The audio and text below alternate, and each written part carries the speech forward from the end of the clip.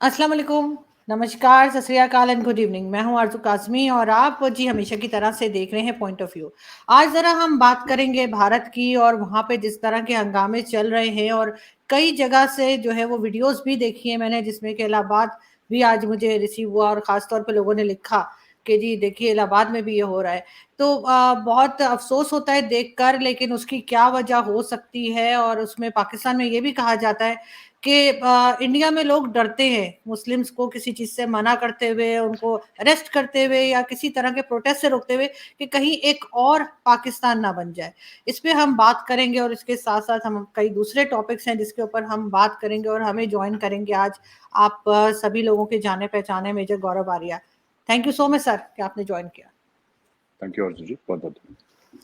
सबसे पहले हम यही बात करेंगे कि इलाहाबाद से भी कई वीडियोस जो हैं या क्लिप्स जो हैं वो मुझे आज रिसीव हुई और हम देख रहे हैं सोशल मीडिया के ऊपर भी आखिर क्यों लोगों को आप लोग कंट्रोल नहीं कर पा रहे। और दूसरा ये कि सर अगर 56 इस्लामिक कंट्रीज हो सकती हैं तो फिर ये सेकुलर का क्यों इतना ज़्यादा लेबल आप लोग लगाना चाह रहे हैं। बस ख़त्म करें इस बात को, कहिए कि जी हिंदू कंट्री है या हिंदुइज्म है और साइड पे करें सबको।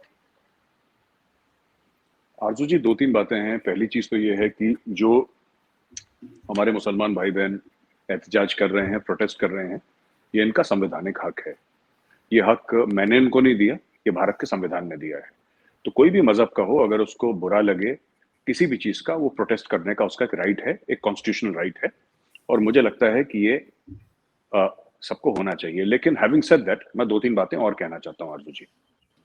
जब ये जो नुपुर शर्मा के रिमार्क्स के ऊपर हुआ है, दिल्ली के जामा मस्जिद में भी हुआ है और इलाहाबाद के आपको खास तौर से वीडियो आएँगे लेकिन आए होंगे, लेकिन काफ़ी शहरों में ये हुआ है भारत में। तो ऐसा नहीं कि 1-2 शहरों में, काफ़ी शहरों में हुआ है। मेरा ये कहने का मतलब है कि अगर आप इसको लॉजिकली देखें, एक इंसानियत के तौर पे देखें, इंसानियत के नाते देखें, तो बात ये है आरज़ू जी कि वही टेलीविज़न स्टूडियोज़ पे आप देखेंगे कि 3-4 मौलाना एक साथ बैठे हैं। वो जैसे फ्रेम भर देते हैं ना, हिंदू पक्ष रखने के लिए 3-4 लोग, मुस्लिम पक्ष रखने के लिए 3-4 लोग और आपस में वो फिर लड़ाते-भिड़ाते हैं लोगों को।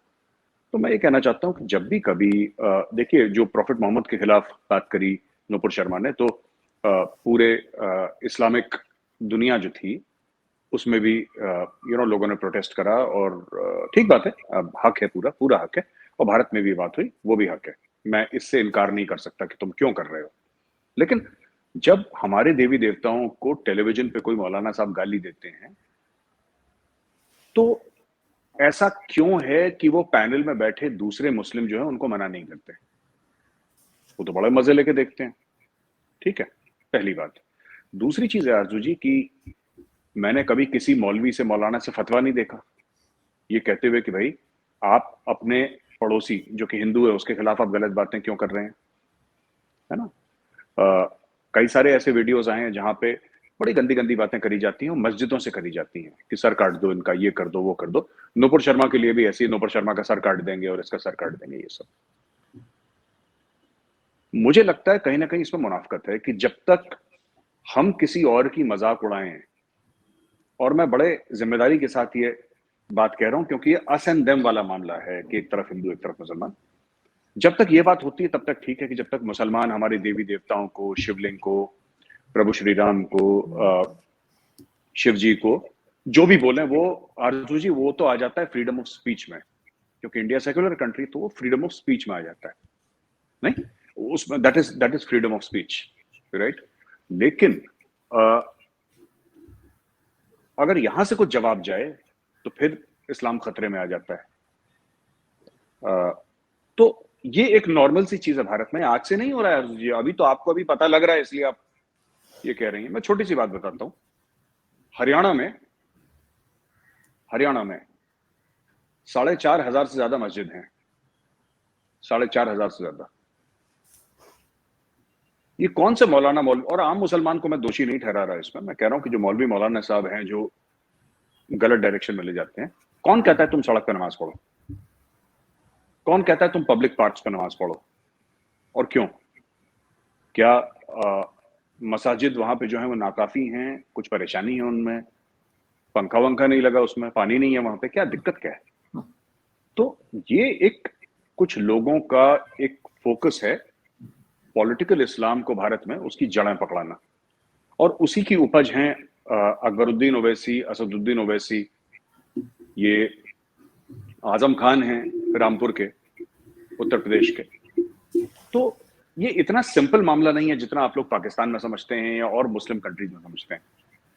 बाकी जैसा आपका कहना है कि इसको रफा दफा करें, ये सेक्युलर का भारत में क्या लगा रखा है, इसको हिंदू राष्ट्र डिक्लेयर करें। देखिए ऐसा है ना कि ये वर्ड सेक्युलर भी ये डाला गया है, ये बैकडोर एंट्री था, ये पहले नहीं था। जब बाबा साहेब अम्बेडकर जो थे जिन्होंने हमारा कॉन्स्टिट्यूशन लिखा, and he was I think one of the greatest intellectual giants of the past 200-300 years, 400-500 years, मैं ग्लोबली बात कर रहा हूँ, he is an intellectual giant। उन्होंने जब भारत का संविधान लिखा, भारत का कॉन्स्टिट्यूशन लिखा, तो उन्होंने अमेरिकन कॉन्स्टिट्यूशन भी पढ़ा, ब्रिटिश कॉन्स्टिट्यूशन भी पढ़ा, और सब पढ़ने के बाद उन्होंने वर्ड सेक्युलर नहीं लिखा। ये वर्ड सेक्युलर बाद में 70s में, सोशलिस्ट और सेक्युलर बाद में लाया गया भारत में। और ये जो सेक्युलरिज्म का जो भार है, ये जो भार है, इसका जो लोड है ना पूरा, राइट, इसमें ज्यादातर इसको हिंदू उठा रहा है इस देश में। प्रॉफिट मोहम्मद के साथ गलत बात नहीं बोलनी चाहिए, उनकी शान में गुस्ताखी नहीं होनी चाहिए, ये एज अ हिंदू मैं कह रहा हूं। लेकिन मैं ये भी चाहता हूं कि मेरे मुस्लिम भाई बहन आगे आके ये बोलें कि नहीं, जिस तरीके से आप हजरत मोहम्मद साहब के लिए खड़े हैं बीइंग अ हिंदू, हम बीइंग अ मुस्लिम, हम आपके देवी देवताओं के लिए खड़े हैं, और हम इंश्योर करेंगे कि उनके साथ कोई गलत बात ना करे या उनके खिलाफ कोई बात ना करे। क्योंकि देखिए पब्लिक का रिएक्शन होगा, पब्लिक का रिएक्शन होगा। आज नुपुर शर्मा को आपने रोक दिया, ठीक है अर्जु जी, आपने नुपुर शर्मा को रोक दिया, बीजेपी ने उसको निकाल दिया या बोला कि हम तुम्हें सस्पेंड करते हैं वगैरह वगैरह, जो भी हुआ है उनके अंदर की बात है, उनके पार्टी की ना, उसको निकाल दिया, उसके ऊपर केसेस हो गए। कल रेडी वाला करेगा, उसके पास भी स्मार्टफोन है, जो मजदूर है वो करेगा, दुकानदार करेगा, स्टूडेंट करेगा। किसको जेल में डालोगे आप, किसको जेल में डालोगे? इसका देखिए, इसका समस्या का समाधान एक ही है अर्जुन जी, कि सब लोग आपस में प्यार मोहब्बत से रहें, एक दूसरे की इज्जत एक तरफा नहीं हो सकती। मेरे पास इतने वीडियोस हैं, मेरे पास इतने वीडियोस हैं अर्जुन जी, जहां पे मुस्लिम लीडर्स खुले, मैंने ट्वीट भी करे थे 2-3 वीडियोस, आपने पता नहीं देखे नहीं देखे, खुलेआम बोल रहे हैं। वो हिंदू देवी देवताओं के लिए ये बोल रहे हैं कि इस महफिल में, मतलब वो लोगों को एड्रेस कर रहे हैं, हजारों वहां पे लोग हैं, और अकबरुद्दीन ओवैसी, असदुद्दीन ओवैसी के छोटे भाई एड्रेस कर रहे हैं, और ये बोल रहे हैं कि साहब इस महफिल में, ये अच्छी महफिल है, मुबारक महफिल है, इधर इन मनूसों के नाम नहीं लेना चाहता। मनूस कौन है उसमें, किसको हमारे देवी देवताओं को मनूस बोल रहा है, और ये इंडिया है जहां पे 80% से ज्यादा लोग हिंदू हैं। तो और जब रिएक्शन होता है तो बुरा लगता है, you understand? तो this whole thing in India, unfortunately, Naseeruddin Shah साहब हैं, बड़े मशहूर एक्टर हैं, आपने भी नाम सुना होगा, उनका भी एक बयान आया कि उनको भी मैं यही रिक्वेस्ट करूंगा, मुझसे उम्र में बहुत बड़े हैं, बुजुर्ग हैं, और पूरे इज्जत और एहतराम के साथ ये कहना चाहता हूं कि सर दोनों तरफ का देखिए, आप एक तरफ का मत देखिए। ये प्रॉब्लम इंडिया में यही है कि लोग एक तरफ का देखते हैं। मुसलमानों की दिलाजारी हुई है वो दुनिया को दिख रहा है, हिंदुओं की दिलाजारी हुई है, हिंदू फोबिया हुआ है, वो किसी को नहीं दिख रहा। वो ठीक है, ये है, कोई दिक्कत नहीं है, ना है, हिंदू मरता है, जीता है, इट डज नॉट मैटर। आप एक बात सोचिए, आप कह रही है ना हिंदू राष्ट्र बनाओ अर्जुन जी, मेरी लड़ाई तो हिंदू राष्ट्र की है ही नहीं, मेरी लड़ाई इस चीज की है, लड़ाई भी नहीं, मतलब मेरा आर्ग्यूमेंट कहना चाहिए मुझे, नॉट लड़ाई, मेरा आर्ग्यूमेंट ये है कि in a country that is 80% Hindu, can I live as an equal citizen? क्या मैं एक बराबरी का शहरी बन के रह सकता हूं? मैं सुपीरियर नहीं होना चाहता किसी से अर्जुन जी, मैं किसी से बड़ा नहीं होना चाहता, मैं किसी का मालिक नहीं बनना चाहता, मेरी लड़ाई बराबर की है, और ये विरोधाभास है भारत के अंदर, and that is very unfortunate.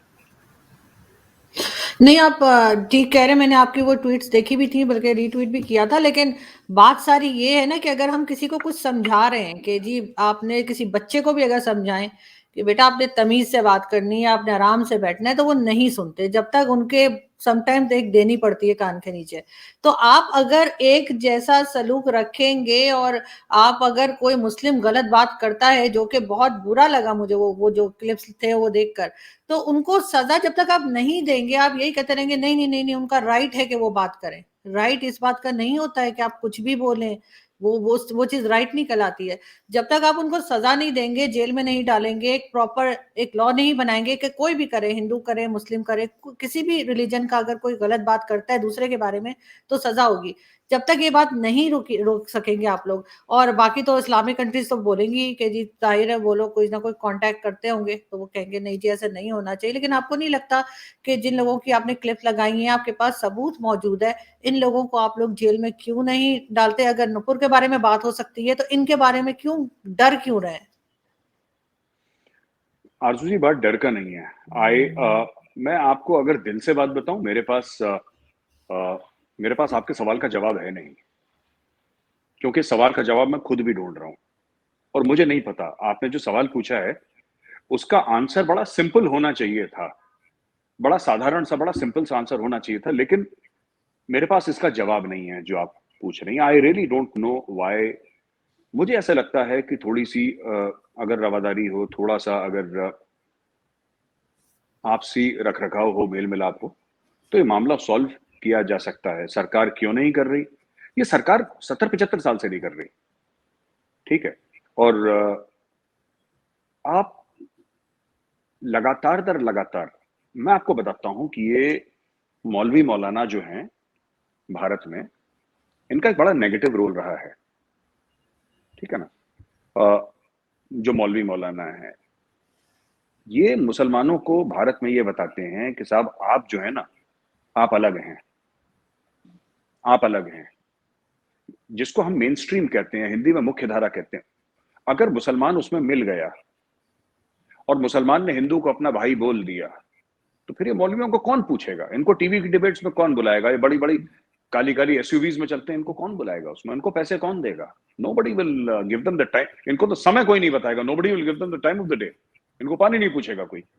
तो इस तरीके के भड़काऊ बयान, इस तरीके से, देखिए बात ये होती है ना आरजू जी, कि हर चीज का आप, रहमानी जो थे वो क्या बोल रहे थे? नुपुर शर्मा ने जो बोला लोगों ने देखा, पर नुपुर शर्मा के 2 मिनट पहले जो रहमानी बोल रहे थे वो किसी ने सुना? नहीं सुना किसी ने। किसी को इंटरेस्ट नहीं है। और हिंदुस्तान में एक और चीज है, आपने तो इतना बड़ा सवाल पूछ लिया जिसका जवाब मेरे पास नहीं है। हिंदुस्तान में अगर मैं सिर्फ ये बोलूं कि मुझे बराबरी चाहिए, उसमें लोग मुझे कम्युनल बोल देंगे, उसमें लोग मुझे कम्युनल बोल देंगे। और एक पूरा वेल ऑयल्ड आरजू जी एक इकोसिस्टम है ये, जिसमें एजुकेशनल इंस्टीट्यूशंस शामिल हैं, जिसमें बड़े बड़े लोग शामिल हैं, जिसमें सोशल मीडिया इन्फ्लुएंसर शामिल हैं, जिसमें स्टैंड अप कॉमिक्स शामिल हैं, जो स्टैंड अप कॉमेडी करते हैं। You will be very surprised, they have a large mass following, वो शामिल हैं। इसमें बॉलीवुड के एक्टर्स और एक्ट्रेसेस शामिल हैं। और एक और चीज है, जिस तरीके से ओवैसी हो या रहमानी हो या ये सब लोग हों, जिस तरीके से ये कुछ मिल मिला के लोग हैं, है ना आरजू जी, आपको विश्वास नहीं होगा, जैसा ये विक्टिम कार्ड खेल सकते हैं, हिंदू अपनी जिंदगी में नहीं खेल सकता। वो इस लेवल का विक्टिम कार्ड खेलते हैं कि आपको लगेगा कि नहीं यार, इनके साथ सचमुच बहुत ही बुरा हुआ है। और ये बड़े बड़े लोग, इनकी कोठियां देखिए जो विक्टिम कार्ड खेलते हैं।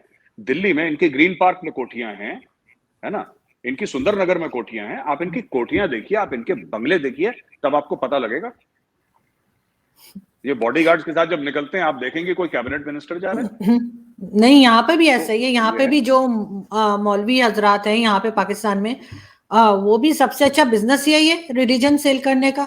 उनके पास भी बड़ी बड़ी गाड़ियां हैं, बड़े बड़े घर हैं, और कोई पूछने वाला नहीं है उनको यहाँ पे। लेकिन वहां पर कम से कम भारत में ऐसा नहीं होना चाहिए, जो कि जब मुस्लिम्स माइनॉरिटी में है तो या तो ये जैसे यहाँ पे कहा जाता है कि डर रहे हैं कि एक और पाकिस्तान ना बन जाए। इस बात से डर जी। लग रहा है, किस बात से लग रहा है पता नहीं, लेकिन आप लोग 12, मेरी तरफ से तो मैं यही कहूंगी आप लोग गलत कर रहे हैं। नहीं आरजू जी, गलत तो कर ही रहे हैं, ये तो मैं आपको नहीं कह सकता कि हम लोग गलत नहीं कर रहे। ये दूसरा पाकिस्तान बनना, ये तो ऐसे एक पाकिस्तान में शगुफा छोड़ दिया हवा में, ऐसे कि देखिए, बात डर की नहीं है। Hindus were never confrontationist. हम कभी किसी और के घर में नहीं गए, हम कभी नहीं पहुंच गए कहीं पे ना कि हम इस मुल्क को हम कल से हिंदू बनाएंगे, ऐसा नहीं हुआ है। वो हिंदू का नेचर ऐसा नहीं है। हमारे खून में ये नहीं है कि हम आपसे बोलें कि आप हिंदू बन जाइए। हिंदू बनने का कोई प्रोविजन है नहीं।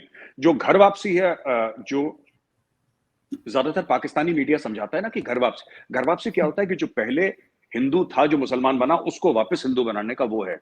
बट अगर कोई ये बोले कि नहीं साहब, हमारे यहाँ बड़ा, you can not become a Hindu, you have to be born a hmm, Hindu. आपको हिंदू, आपके माँ बाप हिंदू होने चाहिए, तब आप जाके हिंदू माने जाएंगे। आप, you have to be born into a Hindu family to be recognized a Hindu.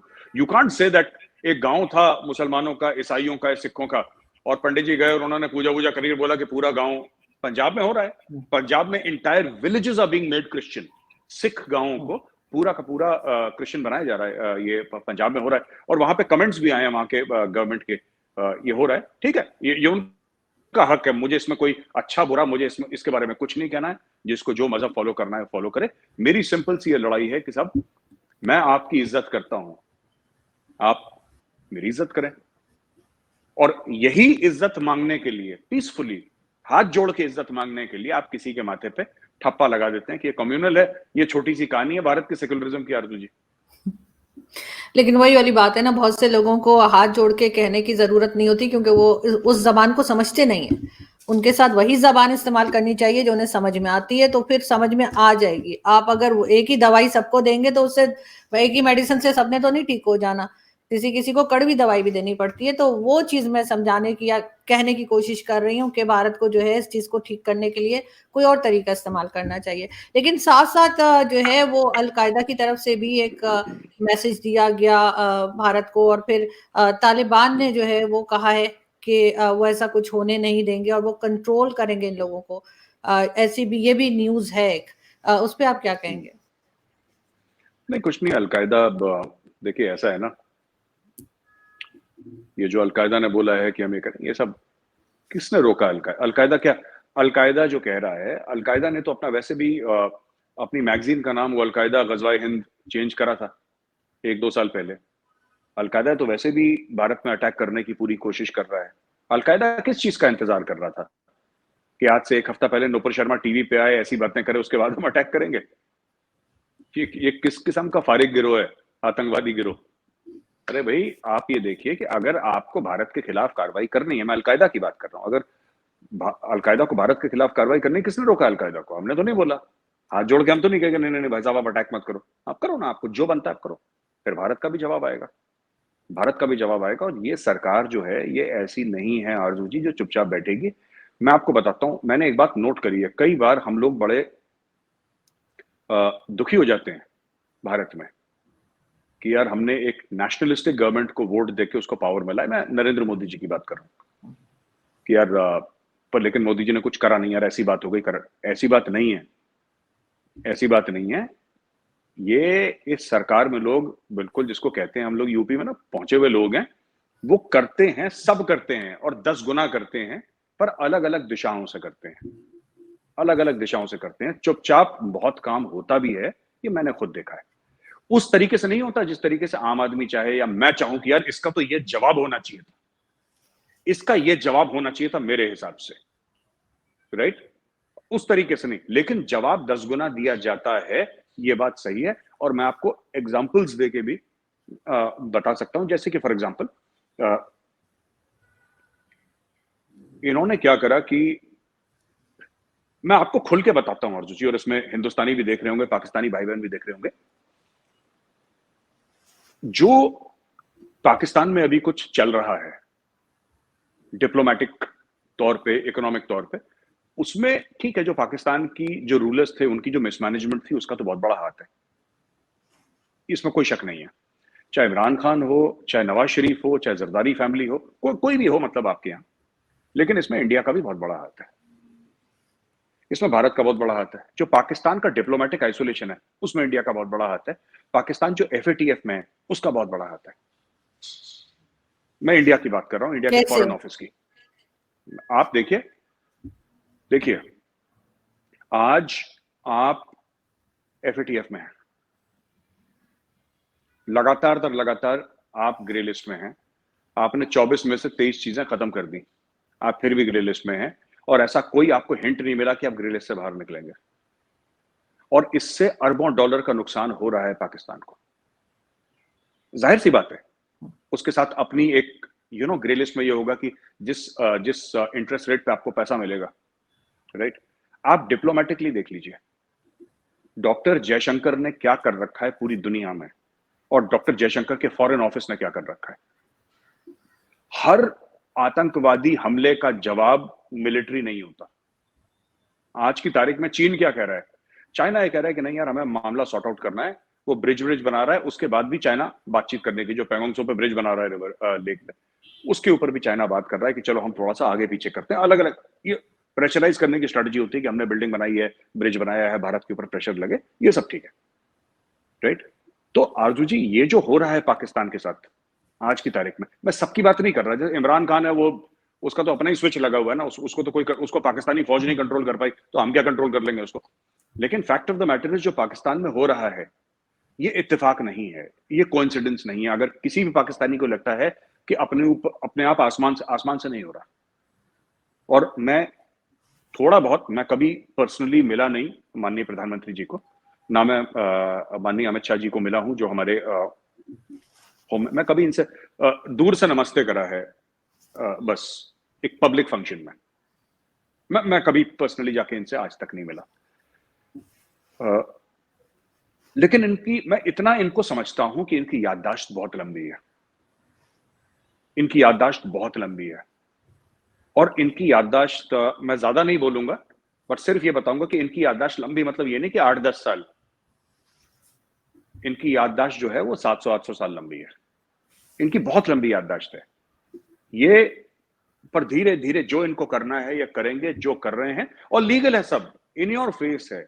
इसमें कोई छुपाने वाली चीज नहीं है कि कोई साजिश कर रहा है, कुछ नहीं, सामने, आपके सामने। 370-35 से पाकिस्तान ने बोला कि इंडिया ने साजिश कर ली, 370-35 से नहीं। बीजेपी ने अपने इलेक्शन प्रोमिसेस थी, उसमें लिखा था कि हम हटाएंगे, and that is available on the internet. फिर ये साजिश तो नहीं है ना?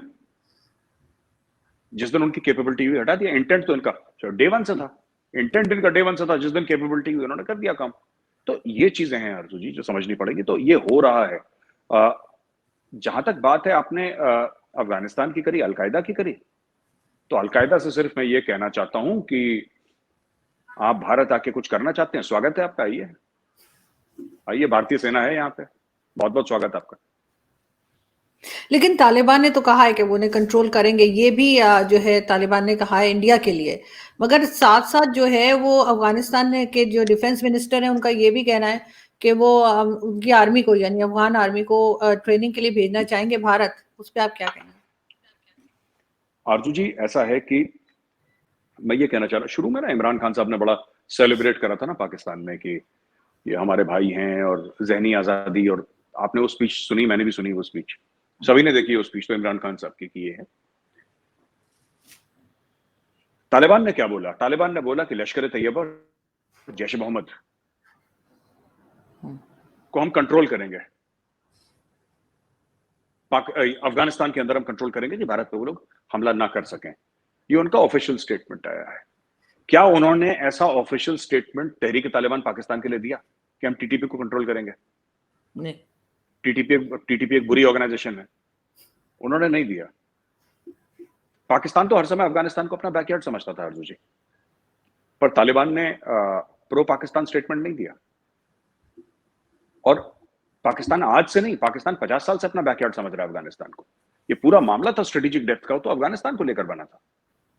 तो ये जो चीजें हैं, पहली चीज। दूसरी चीज ये है कि जो कह रहे हैं तालिबान को ट्रेनिंग देनी है, और जो वो कह रहे हैं कि इंडियन आर्मी उनको ट्रेनिंग दे तालिबान को, तो अफगानों को तो हम कब से ट्रेनिंग दे रहे हैं। हमारी एकेडमीज में ताजिक भी हैं, उज्बेक भी हैं, अफगान भी हैं, श्रीलंका से भी लोग आते हैं। ये पूरे सेंट्रल एशिया से, श्रीलंका तो खैर हमारे साउथ में हो गया, लेकिन सेंट्रल एशिया के जितने भी स्टेट है, जितने भी स्थान हैं, ये सब के सब तो इंडिया में आईएमए और ओटीए में तो घुसे हुए हैं सबके सभी। इंडियन मिलिट्री एकेडमी और ऑफिसर्स ट्रेनिंग एकेडमी जो चेन्नई में है, जहां से मैंने ट्रेनिंग ली है, वहां पर दुनिया भर के फॉरेन कैडेट्स हैं। This is not new. हाँ, बट लेकिन तालिबान के लोगों को ट्रेनिंग करना एज पार्ट ऑफ तालिबान, ये दिस वेरी इंटरेस्टिंग कि उन्होंने बोला है कि हम चाहते हैं इंडियन आर्मी ट्रेन करे। अब देखते हैं सरकार का जो हुक्म होगा, जो सरकार डिसाइड करेगी वैसा करेंगे, क्योंकि कहीं ना कहीं आपको।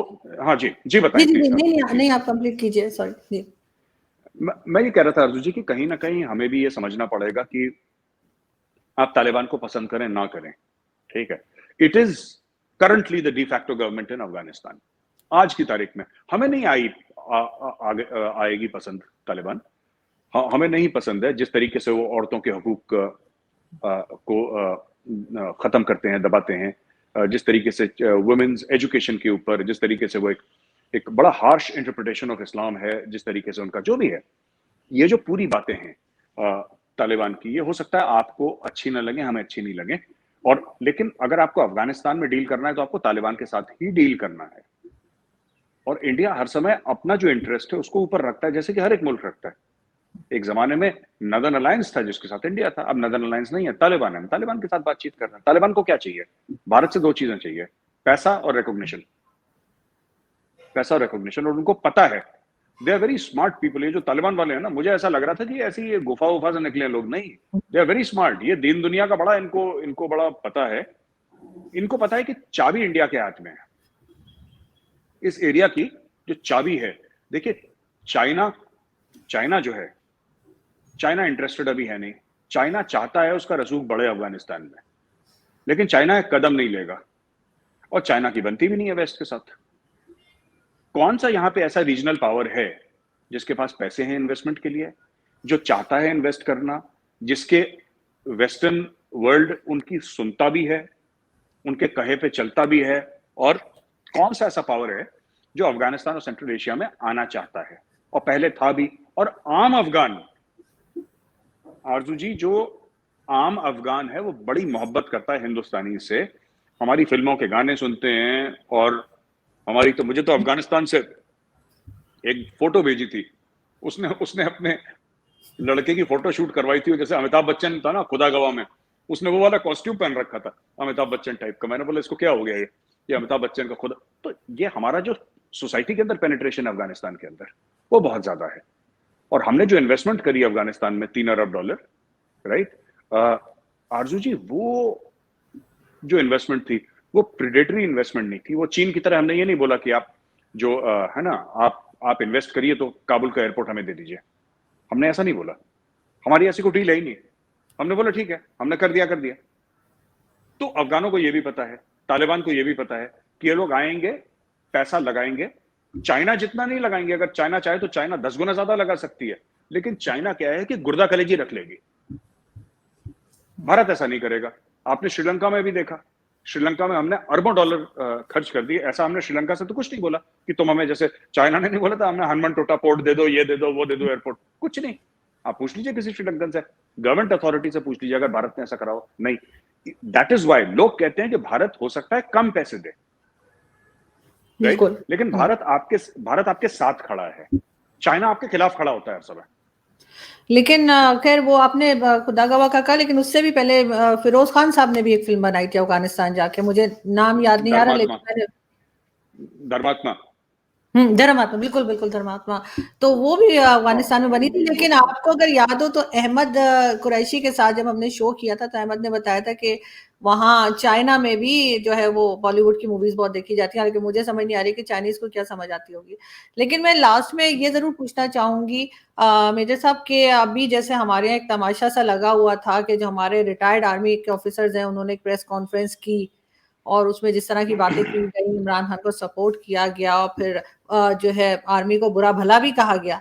जो इस वक्त हमारे आर्मी चीफ है उनके बारे में भी बातें की गई। आपको एज आर्मी मैन आपको क्या लगता है कि ये सब कुछ क्या हो रहा है और क्यों हो रहा है पाकिस्तान में?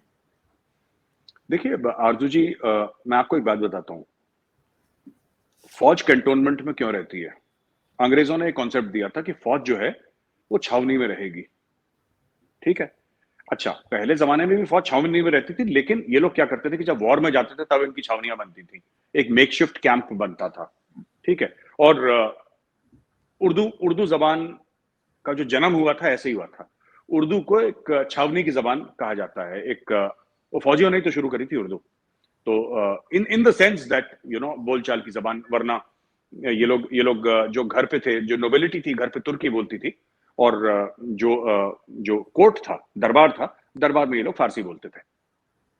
Urdu was the language of the common man. तो ये छावनी में शुरू हुई थी। कमिंग बैक टू कि ये आपके यहाँ पाकिस्तान में क्या हुआ, देखिए हमारे यहाँ भी कैंटोनमेंट है, आपके यहाँ भी कैंटोनमेंट है। कैंटोनमेंट क्यों बनाए जाते हैं? इसके कई रीजन थे, टैक्टिकल और स्ट्रेटेजिक और पॉलिटिकल। फौजी अगर बाहर की दुनिया से घुलेगा मिलेगा, ये मैं इंडिया और पाकिस्तान दोनों के लिए बोल रहा हूं, फौजी जो है अगर बाहर की दुनिया से घुलेगा मिलेगा आरजू जी, तो बाहर की दुनिया का इन्फ्लुएंस उसके ऊपर आएगा। और पाकिस्तान की फौज डे वन से पॉलिटिकल आर्मी रही है। आईएसआई जो कि पाकिस्तानी आर्मी का ही एक विंग है, though it may formally report to the prime minister of the country, but it's part of the Pakistan army. It is ज्यादातर उसमें जो स्टाफिंग होती है उसमें आर्मी की होती है, नेवी और एयरफोर्स के भी लोग हैं, लेकिन ज्यादातर पाकिस्तान आर्मी का है। इसलिए मैं पाकिस्तान आर्मी बार बार आर्मी आर्मी आर्मी बोल रहा हूं मैं। आरजू जी ऐसा है ना कि उनका पॉलिटिकल विंग है, तो ये कैसे नहीं होगा कि एक दिन आपके फौजी आएंगे और पॉलिटिकल प्रेफरेंसेस के लिए अपनी ही फौज पे चढ़ दौड़ेंगे, क्योंकि 70-75 साल से तो यही बीज बोया है आपने, है ना, इस पॉलिटिकल पार्टी को। मैं फिर बार बार यही बात कहता हूं ना कि जुल्फिकार भुट्टो को किसने खड़ा करा? फौज ने खड़ा करा। नवाज शरीफ को, जो कहता है कि मैं बहुत बड़ा एक डेमोक्रेट हूं और बड़ा लोकतांत्रिक, उसको नवाज शरीफ को किसने खड़ा करा? फौज ने खड़ा करा। इमरान खान को किसने फौज खड़ा करा? हमीद गुल ने तो पैदा करा इमरान खान को, आईएसआई की पैदाइश है। तो ये आपके जितने भी आरजू जी लोग हैं वहां पे ना, जो डेमोक्रेट्स हैं पाकिस्तान में, सारे के सारे जीएचक्यू रावलपिंडी की पैदाइश हैं, सबके सब। जब इनको ये लगा कि साहब हम प्रधानमंत्री बन गए देश के, तो इन्होंने अपनी फौज को आंखें दिखाना शुरू करा। ठीक है, अब ये देखिए, भुट्टो ने भी आंखें दिखाई, नवाज शरीफ ने भी आंखें दिखाई, इमरान खान भी आंखें दिखा रहा है अभी। तो यही, बट इमरान खान ने जो डैमेज करा है वो और कोई नहीं कर पाया, क्योंकि इमरान खान ने पाकिस्तानी फौज को बीच में से उसने काट दिया, बीच में से। अब देखिए, हम ये कहते हैं कि कमांड स्ट्रक्चर बड़ा सॉलिड है पाकिस्तान आर्मी का, और जरूर है, मैं मानता हूं कि कमांड स्ट्रक्चर बड़ा सॉलिड है। मैं ये भी मानता हूं कि अगर भारत ने कभी अटैक नहीं करा पाकिस्तान के ऊपर, लेकिन अगर भारत अटैक करता है, राइट, भारत अगर अटैक करता है पाकिस्तानी फौज के ऊपर, तो पाकिस्तानी फौज में इतनी कुव्वत है कि अपनी जान लगा देगा वो भारत से लड़ने के लिए। ये भी मैं तस्लीम करता हूं, as a former Indian army officer मैं कहता हूं पाकिस्तानी फौज जो है अपनी, जिसको कहते हैं जान हथेली पे रख के भारत से लड़ेगी। लेकिन पाकिस्तानी फौज खुद से कैसे लड़ेगी? आप इंडिया से लड़ लेंगे, आप किसी और से लड़ लेंगे, आप तहरीक तालिबान से भी लड़ लेंगे, आप तालिबान से लड़ लेंगे अगर उन्होंने ज्यादा आपके मुल्क में मदाखलत करी तो, लेकिन आप खुद के फौजियों से कैसे लड़ेंगे? जो इमरान खान कहते हैं मीर जाफर, आप मीर जाफर से लड़ ही नहीं सकते। पाकिस्तानी आर्मी की कैपेबिलिटी है ही नहीं अंदर के लोगों को लड़ने के लिए। जो मैंने स्टेटमेंट दिया था, जो पाकिस्तान में काफी वायरल हो गया था, और लोगों ने खूब मुझे गालियां दी, भर भर के, इतनी किलो की गालियां कि ये मेजर क्या बोल रहा है, और पूरे टीवी में कोट हुआ कि इमरान खान भारत का दोस्त क्यों है। आप देखिए, ये लोग मुझसे कह रहे थे कि मेजर प्रोपेगेंडा कर रहा है और ये झूठ बोल रहा है। झूठ नहीं, आपने खुद देखा, वो लोग पहले प्रेस क्लब के बाहर गए, वो अंदर गए, फिर प्रेस क्लब के बाहर चले गए, और दुनिया भर का जो भी उनका वहां पे हुआ। ये कौन है ये? इसमें तो farmer lieutenant general, I think कोई एक आधा चीफ भी होगा, नहीं था, मुझे नहीं पता, मैं नहीं समझ पाया। बट वहां पे कितने आपके सीनियर ऑफिसर थे? और सीनियर ऑफिसर ये कौन है? इसमें से ऐसे आधे से ज्यादा वो होंगे जो सर्विस में जनरल बाजवा से सीनियर होंगे। जनरल बाजवा अगर उसको मिलेंगे, क्योंकि ट्रेडिशन वही है पाकिस्तानी आर्मी और इंडियन आर्मी में, ट्रेडिशन जो दस्तूर है कि वही है। वो कर्नल भी होगा ना, अगर कर्नल भी होगा, लेकिन अगर वो जनरल बाजवा से पहले कमीशन हुआ है, तो जनरल बाजवा उसको सर बोलेंगे और उसको पूरी इज्जत देंगे। ये है, क्योंकि हमारे यहां भी है, ये हमारे यहां भी है। अगर हमारे army chief, I am talking about the Indian army chief, अगर वो 80s में कमीशन हुए हैं और उनको अपने से 2-3 साल सीनियर भी अगर कोई कर्नल कॉल ऑन करता है, army chief will get up and greet him and he will call him sir and give him due respect of a senior. वो पाकिस्तानी फौज के साथ भी है। आप ये देखिए ना, इसमें ये नहीं है कि फौजी वहां पे खड़े हो गए, फौजी खड़े हो गए, ठीक है, कोई बात नहीं। आप ये देखिए कि इस्लामाबाद में जो खड़े हुए थे जितने बुजुर्ग जनरल्स, देयर ऑल सीनियर। उसमें हो सकता है कि कोई ना कोई जनरल बाजवा का इंस्ट्रक्टर रहा होगा, उसमें कोई इंस्ट्रक्टर रहा होगा, जनरल बाजवा ने कभी उनके अंडर काम करा होगा, कोई कोर कमांडर होगा, जनरल बाजवा उनके अंडर मेजर या कर्नल होंगे। ये सारी चीजें पॉसिबल हैं। मुझे नहीं पता उनकी क्या प्रोफाइल है, पर अगर आप मुझे दिखा देंगे तो मैं आपको बता दूंगा किसकी पोस्टिंग कहां पे हुई थी। अगर मुझे ब्रीफ प्रोफाइल मिल जाए, मैं 2 मिनट में आपको बता दूंगा उनका रिलेशनशिप क्या है जनरल बाजवा से। इमरान खान ने ये काम करा है। पाकिस्तानी फौज इंडिया से लड़ लेगी, जीते हारे बात की बात है, मैं उधर नहीं जा रहा, वो लड़ाई है, मैं उधर नहीं जा रहा। मैं ये भी नहीं कह रहा कि पाकिस्तानी फौज किस तरीके से लड़ेगी, उसकी क्या टैक्टिक्स और स्ट्रेटजी होगी, लेकिन पाकिस्तानी फौज से थोड़ा ना लड़ लेगी। और इमरान खान ने यही जंग शुरू कर दी है। इमरान खान ने फौज के अंदर से एक, और आप कह रही हैं वेटरन्स, आरजू जी सिर्फ वेटरन्स नहीं है, serving Pakistani army officers are there, जो पाकिस्तानी फौज में सर्व कर रहे हैं ना आरजू जी, वो अफसर हैं who are serving in the Pakistani army who are against general Bajwa. ये काम कैसे हो सकता है आप बताइए ना, ये काम किस तरीके से हो सकता है? How is this possible? आपने फौज के अंदर दीमक लगा दी, आपने फौज के अंदर सेंध लगा दी, ठीक है। इंडिया तो एक्सटर्नल है, आपने बोला कि हिंदू है खा जाएगा, जिहाद फी सबीलिल्लाह, चलो घोड़े पे, पर थ्रेट वहां पे नहीं है। Threat is not towards your east. और मैं जनरल बाजवा को यह कहना चाहता हूं जो मैंने जनरल रहील शरीफ को बोला था, मैं आज वही स्टेटमेंट आपकी शो पे रिपीट करना चाहता हूं। मैं जनरल बाजवा को यह कहना चाहता हूं कि general Bajwa, we are your adversaries, not your enemies. Your enemies sit besides you.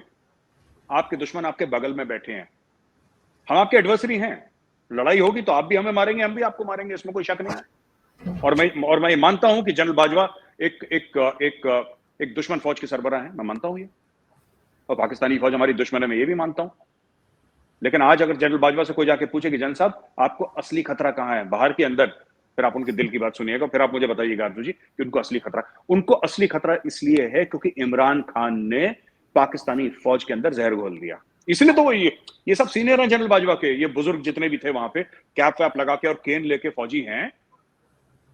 आप एक काम करिएगा अर्जुन जी, मैं आपकी शो पे बोल रहा हूं, और आप, ये मेरा चैलेंज है, आप वहां से पूछिएगा सीनियरिटी किसकी क्या है, जो वहां पे खड़े हैं ना ऑफिसर्स, जो इस्लामाबाद प्रेस क्लब, आप बोलिएगा सर आप किस तारीख को कमीशन हुआ है, और आप date of commission general Bajwa की नोट करिए, जो आपके चीफ ऑफ आर्मी स्टाफ है उनकी डेट ऑफ कमीशन नोट करिए, और जो बाकी वहां पे एहतजाज कर रहे हैं, जो प्रोटेस्ट कर रहे थे, आप उनकी डेट ऑफ कमीशन देखिए, आपको पता लगेगा कि lot of them are senior to general Bajwa. बिल्कुल ये नहीं, वो सच है। तो लग रहे थे, खैर वो देखने में भी लग रहे थे, लेकिन खैर वो लिस्ट भी मैं जो है वो मंगवा लूंगी और वो देख सकते हैं हम। लेकिन लास्ट में यही कि उसमें एजाज को आप जानते हैं, एजाज सैयद को, एजाज के कुछ मजेदार किस्म के सवाल थे, उस पर आप कुछ नहीं कहेंगे? एक तो ना जब भी एजाज साहब से हमारी बात होती है ना, वो उनका कभी नेटवर्क ही काम नहीं करता। वो शो पे हमारे साथ आते हैं, कभी लिफ्ट के बगल में, कभी, आई थिंक वो, देखिए बात ये है ना कि अगेन ही इज, एजाज साहब he is a journalist, investigative journalist है, तो वो तो जो उन्होंने सवाल पूछे वो हैं, लेकिन वो जिस तरीके से ना अपने वो कह रहे थे ना अपने कवर के लिए इंतजाम कर लो, और वो जो नहीं, वो एक कोई आई थिंक जी सीनियर आर्मी ऑफिसर वेटरन उनको ये कह रहे थे, वो जी। किसी को पकड़ लिया था, हम्म। और एजाज भी अपने पुराने जर्नलिस्ट हैं, वो चुंबक की तरह चिपक गए तो चिपक गए, छोड़ा नहीं उन्होंने, है ना। सो हाँ ठीक है, ऐसे होता है, जर्नलिस्ट का तो ऐसे, इंडिया में भी ऐसे ही होता है, ये लेकिन पकड़ ऐसे लेते हैं फिर सवाल किसी को करने छोड़ते चाहिए, नहीं। आपके ख्याल से करने चाहिए, आर्मी से भी करने चाहिए सवाल? नहीं बिल्कुल बिल्कुल होते हैं सवाल, सवाल तो सभी से होते हैं सवाल तो, अगर आप पब्लिक में आ रहे हैं, अगर आप पब्लिक में एहतजाज कर रहे हैं, एजाज को कैसे पता लगा कि वहां पे फौजी, किसी ने बताया होगा तभी तो उसको पता लगा होगा, अब वहां पे इकट्ठा हुए हैं, तो मीडिया से फिर आपका इंटरेक्शन होगा, क्योंकि आपने, देखिए बात ये होती है ना कि हमारी घर में लड़ाई है, इसमें एजाज की गलती नहीं है, इसमें वो जो वेटरन्स हैं उनकी गलती है। मैं आपको जल्दी से बता देता हूं क्यों। मेरे अगर घर की लड़ाई है आरजू जी, ठीक है ना, मेरे घर की लड़ाई है, और मेरे घर की लड़ाई अगर मैं घर में ना रखूं और मैं उसको सड़क पे ले आऊं, तो लोग पूछेंगे क्या हो गया, ठीक है। अगर पाकिस्तानी फौज घर है, और अगर पाकिस्तानी फौज एक फैमिली है, जैसे कि हर एक फैमिली होती है, if the Pakistani army is a family, you do not take your dirty linen out on the street and wash it publicly, because then the public will ask. और एजाज ने वही काम करा जो पब्लिक करती है, वो जर्नलिस्ट है, उसका काम है करना, पूछ लिया एजाज ने।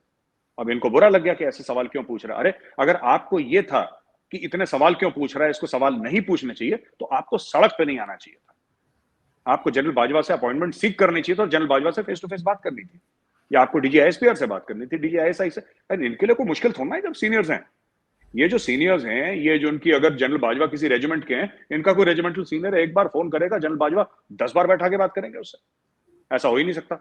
If general Bajwa is from a certain regiment of the infantry, उनकी रेजिमेंट वाला अगर फोन करेगा जनरल बाजवा, ऐसा हो ही नहीं सकता जनरल बाजवा रिएक्ट ना करे, ऐसा हो ही नहीं सकता जनरल बाजवा हाँ ना बोले मीटिंग के लिए। वो होता है रेजिमेंटल स्पिरिट के नाम पे, तो यहाँ पे ऐसे ऐसे कांड हो जाते हैं कि आप, मैं आप सुनाऊंगा तो आप सोचेंगे क्या हो गया। तो पाकिस्तानी फौज में भी होते हैं ऐसे, इट्स वेरी इजी, बट इन्होंने दे टुक देयर डिफरेंसेस पब्लिक, ये पब्लिक में लेकर आए, इन्होंने घर परिवार की बात इन्होंने सड़क पे करी, फिर सड़क जैसा बिहेवियर भी होगा। बिल्कुल, और वैसे भी जर्नलिस्ट से अगर बुलाया है इन्होंने, प्रेस कॉन्फ्रेंस ही थी, तो फिर सवाल तो होगा और उसका जवाब भी उन्हें देना चाहिए था। और ये अच्छी बात ये है कि सब कुछ रिकॉर्ड पर आ गया, जिस तरह की धमकियाँ लगा रहे थे। बड़ा अफ़सोसनाक था, लेकिन ख़ैर सभी ने देखा कि क्या हुआ। बहुत शुक्रिया सर कि आपने आज जॉइन किया। थैंक यू सो मच, बहुत अच्छा लगा बात करके। Thank you, thank you. Thank you Arjun, thank you.